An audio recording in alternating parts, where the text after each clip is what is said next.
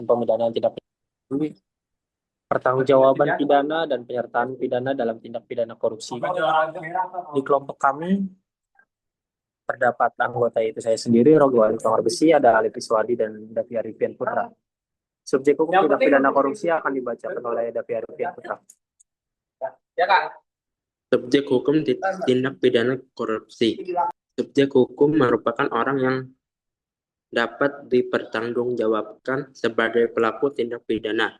Subjek hukum dalam tindak pidana korupsi meliputi yang pertama, pegawai negeri pasal 1 kedua Undang-Undang Nomor 31 Tahun 99 atau penyelenggara negara, pasal 2 Undang-Undang Nomor 28 Tahun 99 tentang penyelenggaraan negara yang bersih dan bebas dari korupsi, kolusi, dan nepotisme. Yang kedua, setiap orang adalah orang perseorangan termasuk korporasi.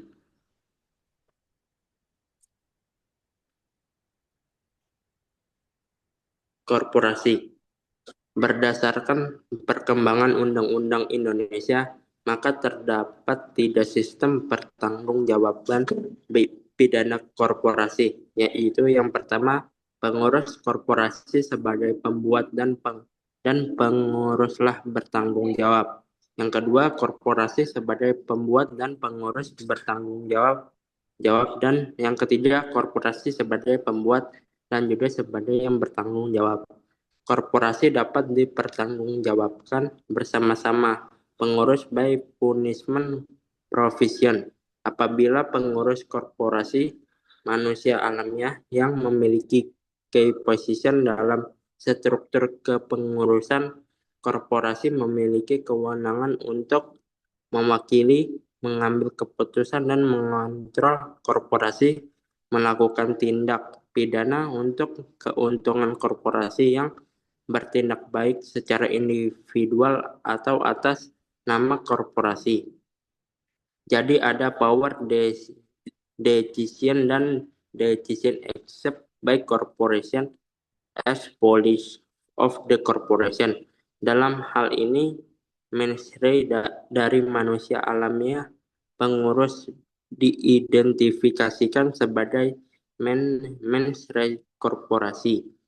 Tindak pidana dilakukan oleh korporasi jika dilakukan oleh orang-orang yang mempunyai kedudukan fungsional dalam struktur organisasi korporasi yang bertindak untuk dan atas nama korporasi atau demi kepentingan korporasi berdasarkan hubungan kerja atau berdasarkan hubungan lain dalam lingkup usaha korporasi tersebut, baik sendiri-sendiri atau bersama-sama.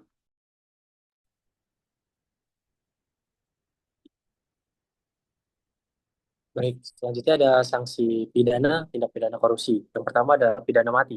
Pidana mati dimuat dalam pasal 2 ayat 2 Undang-Undang tindak pidana. Pelaku tindak pidana korupsi dapat dijatuhi pidana mati apabila tindak pidana dilakukan dalam keadaan tertentu. Yang pertama ada tindak pidana korupsi dilakukan terhadap dana-dana yang diperuntukkan bagi penanggulangan keadaan bahaya. Yang kedua, ada tindak pidana korupsi dilakukan terhadap dana-dana yang diperuntukkan bagi bencana alam nasional. Yang ketiga, ada tindak pidana korupsi yang dilakukan pada dana-dana yang diperuntukkan untuk penanggulangan krisis ekonomi dan moneter. Lalu ada tindak pidana korupsi yang dilakukan terhadap dana-dana yang diperuntukkan bagi penanggulangan tindak pidana korupsi.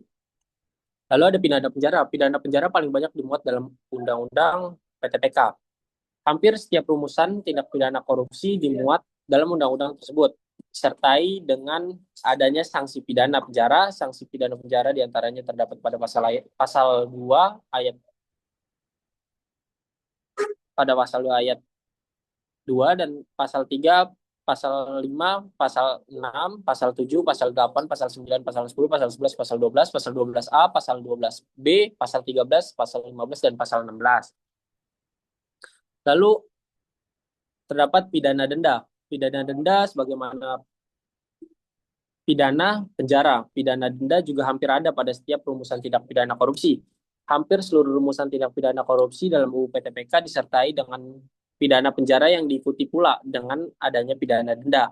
Pidana denda diantaranya terdapat pada pasal 2, pasal 2 ayat 1, pasal 3, pasal 5, pasal 6, pasal 7, pasal 8, pasal 9, 10, 11, 12, 12A, ayat 2, 12B, pasal 15 dan pasal 16.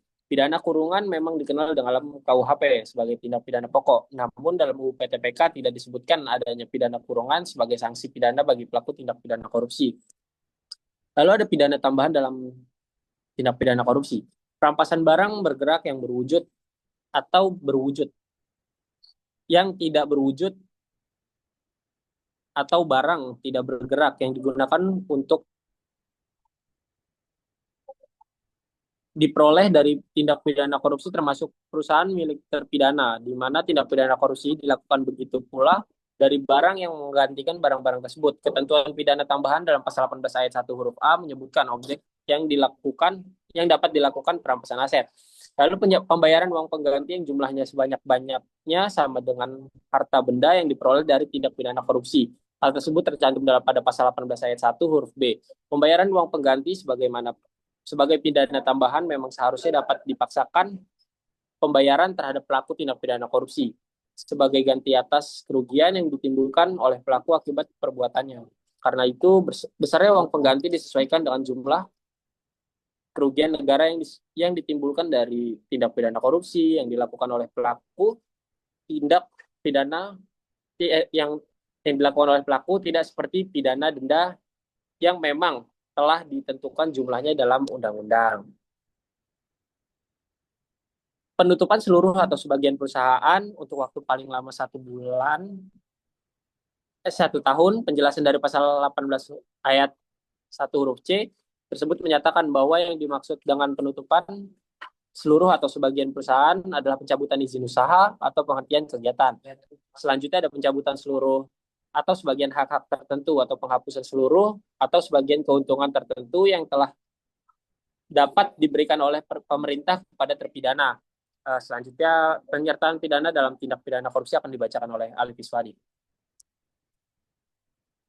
Oke, selanjutnya ada penyertaan pidana dalam tindak pidana korupsi.